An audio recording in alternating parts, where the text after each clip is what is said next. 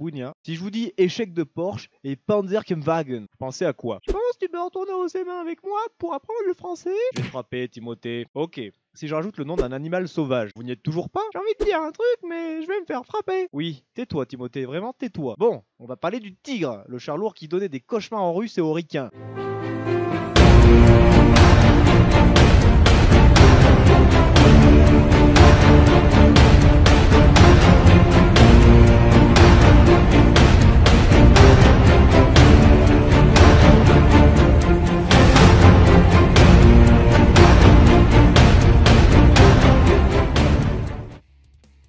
Bon, on va commencer tranquille. Dans les années 1930, Hitler utilise le traité de Versailles pour torcher le derrière. Je rappelle comme ça pour les crétins qui regardent les anges, en gros leur armée ne devait pas dépasser 100 000 hommes, ils n'avaient pas le droit de construire de chars, d'avions et le reste de l'artillerie. Bref, vous avez compris, Hitler avait mangé une bonne grosse choucroute et il avait besoin de papier très vite. La choucroute, pour ceux qui n'avaient toujours rien compris, c'était la crise économique qui s'est mangée en pleine dent. Dans les années 1930, on voit apparaître les premiers chars comme les Panzer 1, 2 et 3. Mais bon, Hitler veut toujours plus gros et il veut quelque chose de démentiel. Alors, deux grandes firmes vont se faire la guerre en Allemagne. Je veux bien sûr parler de Porsche, qui est bien connu de nos jours, et Henschel, dont tout le monde se fout, mais qui est quand même le leader mondial en trimétallique actuellement. Donc on démarre en 1937, où les deux entreprises vont concevoir des chars lourds, par exemple le DW2. On dirait une catégorie pour un site pour adultes. Et comment tu peux savoir ça, t'as 9 ans? Sinon, le DW2 c'est la version plus grosse du DW1. Pour Porsche, on retrouve le VK3001P et le VK3001H pour Henschel. En gros, le but c'était de créer un char mieux protégé que le Panzer IV et surtout pour combattre le T-34 qui commençait à éclater tout ce qui bouge. D'ailleurs, j'ai réalisé une vidéo dessus sur le comment il soulevait la grosse daronne des chars nazis. Bref, les deux entreprises créent une multitude de projets. Mais en 1941, Hitler débarque furax que tous ces chars soient considérés comme du carton par les T-34. Le nom de ce projet, super original, le Tiger Programme. Quand tu vois que certains avaient des noms de code comme Anakin ou Gymnast, on voit que les Allemands ils ont pas trop fait d'efforts. Bref, il dit aux deux entreprises: bah écoutez les gars, là on peut pénétrer un T-34 qu'avec un canon anti-aérien de 8,8 cm. Donc vous allez me foutre un canon de 7 tonnes sur un char pour aller éclater ces soviets. Pigé. Ah oui, le char doit avoir en moyenne un blindage de 100 mm et avancer à 40 km/h. Démerdez-vous. Voilà, c'est un peu comme un projet débile de ton prof de technologie, sauf que lui tu le respectes ou tu finis fusillé dans le meilleur des cas. Inutile de vous dire que les deux constructeurs étaient en sueur à ce moment-là. Enfin, du coup la course était lancée et chaque firme va construire son char ultime. Le 19 et 20 avril 1942 se déroule un octogone sans règle entre les deux chars. Bon, vous avez compris, le VK pour Volkswagen, bon je le prononce hyper mal, et 45 pour le nombre de tonnes, grosse originalité toujours pour les noms. Donc bien sûr le VK 4501H pour Henschel, et VK45, bon t'as compris, pour Porsche. Durant l'octogone, le char de chez Porsche c'est plus rapide. Bon, quelle surprise vous me direz. Sauf que le char de Henschel est plus fiable et plus mobile. Bah oui, 45 tonnes, si t'arrives pas à les bouger, c'est un peu con. Bon, ce qui a tranché, c'était surtout la complexité du moteur chez Porsche, en allure essence électrique.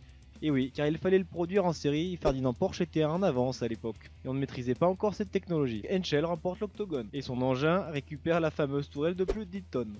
Allez, je sais que vous l'attendiez tous, on attaque la partie tuning avec Kevin. Le char pesait alors 57,25 tonnes en ordre de combat. 58 si c'était des Américains qui le pilotaient. Ok, j'avoue, celle-là elle était facile. Avec ses 2,88 mètres de hauteur, ses 3,73 mètres de largeur et 8,24 mètres de long, il était facilement repérable sur un champ de bataille. Il possédait un blindage de 100 mm sur l'avant de la caisse et de 60 mm sur les flancs de caisse. Le dessus du char possédait un blindage de 25 mm. Et oui, car durant sa conception, la Luftwaffe éclate tout le monde. C'est des avions pour les couillons qui pensaient que c'était une équipe de lutte. On sait jamais, je préfère préciser. A l'arrière du char, on retrouve tout de même un blindage de 82 mm. L'essentiel de son blindage est en partie verticale comparé au T-34 qui à son époque était à 60 degrés.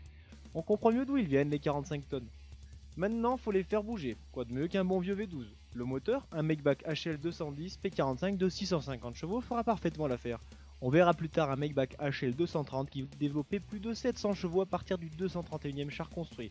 Bon, du coup, avec ce char, on agrandit encore le trou dans la couche d'ozone avec ses 4 réservoirs qui totalisent 534 litres, qui permettait une autonomie maximale de 200 km sur route et 90 km en tout terrain. Bon, on va pas se mentir, 267 litres au 100 km, un ours polaire deviendrait juste un ours normal à côté. Une boîte de vitesse de 12 rapports et surtout la quintessence technologique, une putain de direction assistée. Oui, la direction assistée sur des chenilles en 1942. Avec tout ça, il atteint 38 km/h sur route et 20 km/h en tout terrain.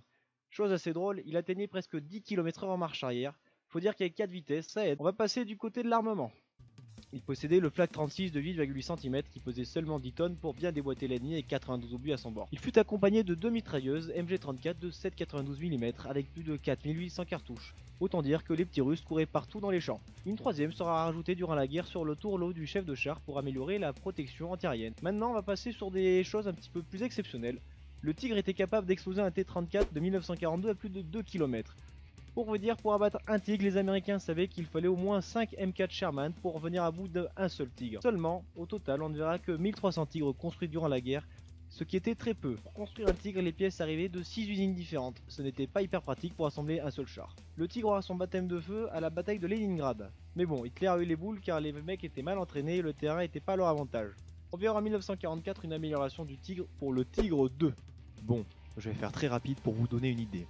70 tonnes et 700 litres au 100 km. C'est bon? Vous voyez le monstre?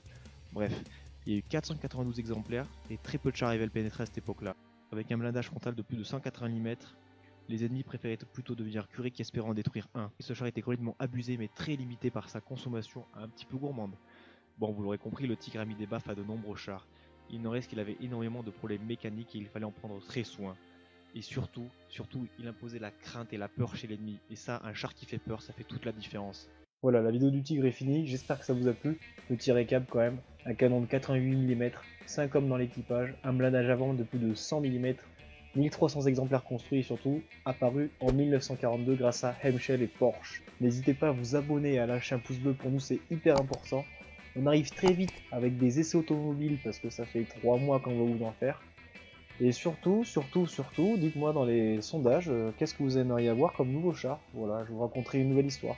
Je vous dis à la semaine prochaine pour de nouvelles vidéos, que ce soit sur les chars ou sur l'automobile. Ciao!